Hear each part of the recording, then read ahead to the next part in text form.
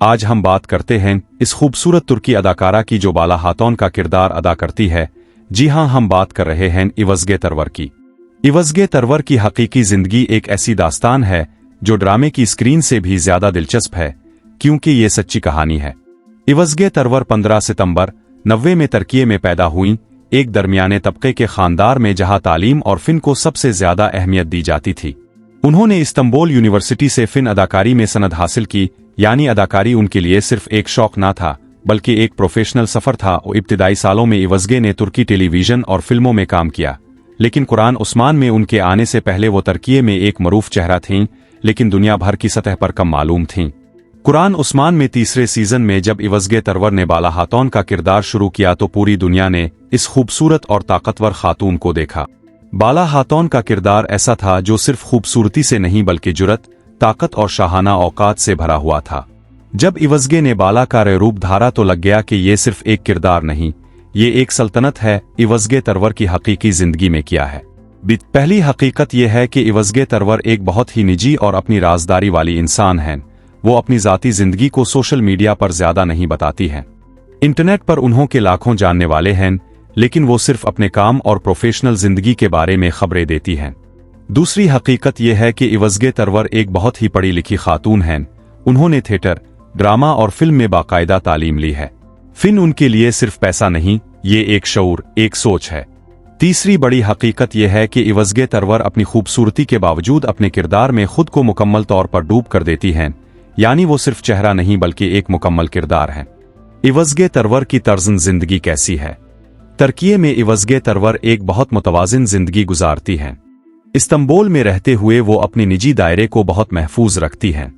Set پر shooting کے دوران وہ بہت محنتی اور مستقل مزاج ہوتی ہیں، لیکن شوٹنگ سے باہر وہ بہت سادہ اور معمولی طریقے سے زندگی گزارتی ہیں۔ انہوں کوئی شاندار گاڑی، بڑا گھر، بہت سارا فیاضی میں زیادہ یقین نہیں رکھتی۔ ایوزگے کو کتابیں پڑھنا، سفر کرنا اور فن سے جڑی چیزیں سب سے زیادہ پسند ہیں۔ موسیقی، ڈرامہ، شاعری، یہ اصل دولت ہے ان کے لیے۔ ایوزگے ترور کے لباس کے انتخاب کے بارے میں بھی بات ہوتی ہے۔ وہ بہت سادہ لیکن خوبصورت طریقے سے پہنتی ہیں۔ مہنگے برانڈز کی بجائے وہ اپنی انفرادی شخصیت کو خود ظاہر کرتی ہیں۔ انہوں کا ایک انوکھا انداز ہے جو صرف ان کا ہے۔ قرآن عثمان میں بالا خاتون کے کردار نے ایوزگے ترور کو دنیا بھر میں شہرت دی، لیکن یہی سب سے بڑی ذمہ داری بھی ہے۔ جب آپ ایک ایسا کردار ادا کرتے ہیں جو لاکھوں لوگوں کو پسند ہو تو لوگ آپ کو اسی کردار میں رکھنا چاہتے ہیں۔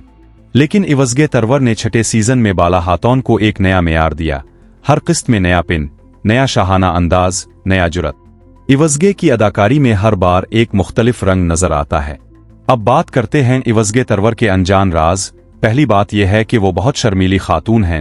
اسکرین پر جتنی بے باک نظر آتی ہیں، عام زندگی میں اتنی ہی خاموش اور اپنی رازداری والی ہیں۔ دوسری بات یہ کہ ایوزگے کو اکیلے رہنا پسند ہے، وہ سوشل میڈیا کی محفلوں میں کم نظر آتی ہیں۔ تیسری حقیقت یہ ہے کہ ایوزگے ترور بہت سنجیدہ اور ذمہ دار اداکارہ ہیں۔ انہوں نے ہر کردار کے لیے مکمل تحقیق کی ہے۔ بالا خاتون کو ادا کرنے سے پہلے انہوں نے اس دور کی خواتین کے بارے میں گہرائی سے پڑھا اور سمجھا۔ ایوزگے ترور کی خوبصورتی کے بارے میں سب جانتے ہیں، لیکن اہم بات یہ ہے کہ وہ اپنی خوبصورتی کو کردار میں ڈوب کر دیتی ہیں۔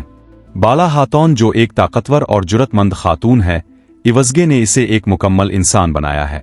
چھٹے سیزن میں جب بالا خاتون کے سیاسی کردار اور فیصلے سامنے آتے ہیں تو ایوزگے کی اداکاری ایک نیا درجہ سیٹ کر دیتی ہے۔ وہ کردار کی طاقت، دردناک، خوشی اور حزن سب کو بہترین طریقے سے پیش کرتی ہیں۔ ایوزگے ترور کی دعائی، رونا، ہنسنا، سیاسی نقاب، سب کچھ ایک مہارت سے ادا ہوتا ہے۔